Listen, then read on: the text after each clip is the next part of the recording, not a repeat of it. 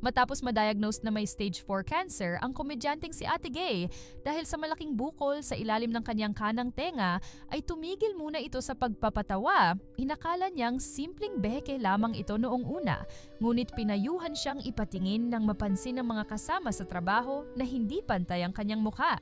Unang sinabi ng doktor na benign ang bukol matapos ang ultrasound at CT scan. Ngunit nagpakonsulta muli si Ate Gay nang lumaki at paulit-ulit na dumudugo ang bukol. Ayon sa kanya ay mahirap ang kalagayan niya ngayon at hindi na daw siya aabutin ng susunod na taon. Wala raw lunas ang sakit at halos araw-araw siyang umiiyak. Ngayon, humihingi si Ate Gay ng dasal at suporta mula sa publiko. Kahit lagi daw niyang sinasabi na walang himala, ay kailangan niya ngayon ng dasal.